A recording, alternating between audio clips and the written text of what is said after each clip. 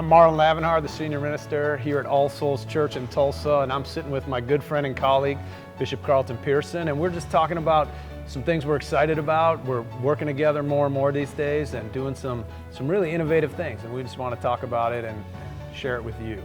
So Bishop, I wanted to start by just asking you, what drew you to All Souls in the first place? First of all, I've always been intrigued with this church just because it was different. And I've always loved the unique, eclectic appeal that this church has had, but I didn't investigate it until we lost our building and our congregation was like a nomadic street church. I mean, I always despised street preaching when I was a kid, but we basically had no place to go.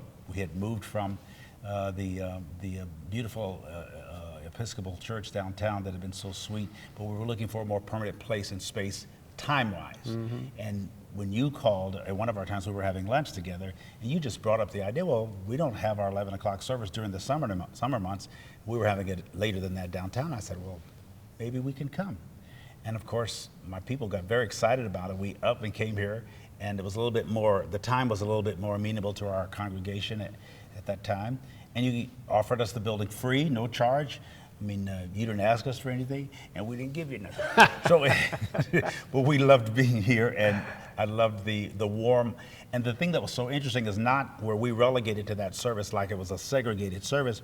So many of the All Souls members, because we weren't sure how we were going to be received, predominantly black Pentecostal type charismatic church coming into a predominantly non-black, non-Pentecostal church that had such a mixture of theologies here. We didn't know if it would make a great fit at all, but we didn't even take that into consideration. You and I, we just came. And when your members, so many of them came to that 11 o'clock service, I mean, every Sunday, there were sometimes hundreds who came, which said, not only do we welcome you, we want a worship experience with you. And that just sent huge signals to us. And we became immediately at home. And that's one of the great traits and I think attributes of this church is this wonderful, welcoming, affirming spirit to whoever wants to come here. You don't even have to have strong faith in God or strong faith at all. How it mixes is a miracle. That's a miracle right there. You know, it's been fantastic because you came in and you're such a dynamic speaker. You're so brilliant, and you just brought your message, which is so full of heart, to all of our folks. And of course, the New Dimensions Chorale singing and brought the music, and it just brought this place alive in new ways. And it's just been incredible to watch people coming together from different walks of life and different streams of consciousness and thinking and spirituality. So you're right, we have people here who are Christians and Jews and people who practice Buddhism and all kinds of, from all different faiths and all different generations and all different cultures who are coming here, but then they connect with each other, they find each other, and they also people who don't know what they are. They're not sure if they're Christian or Jewish or believe in God yet or not, or will they, and they're coming here and they're exploring and they're finding that open, inclusive place. But you have helped, as did the New Dimensions Chorale, come and make this place even more inclusive and more broad-minded than we've ever been, and it just keeps getting more exciting since you've been here. So I'm just curious now that you've been here a while, now that you're starting to speak twice a month, at our 11:30 contemporary service and doing some classes with me and other things we're going to be doing in the community soon. What is it that keeps you here, and what is it that makes you excited about helping us build this inclusive community? Somehow we fit it, and not only did we bring something, but we received something. My people, our New Dimensions people started loving your preaching, almost to the point I was starting to get nervous. My mother was in her 80s. She would sit there loving, listening to every word.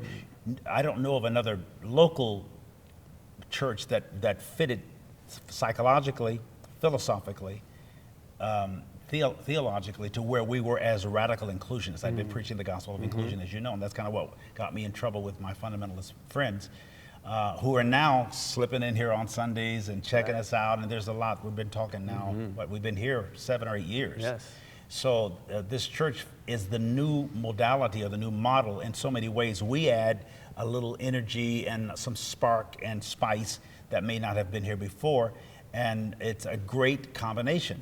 When you teach, you cover so much. You're so thorough in your presentations. You're so well prepared and so thought-provoking. And that, I wasn't sure at first if our people, I've always loved it, and I didn't know if our people, but they were there.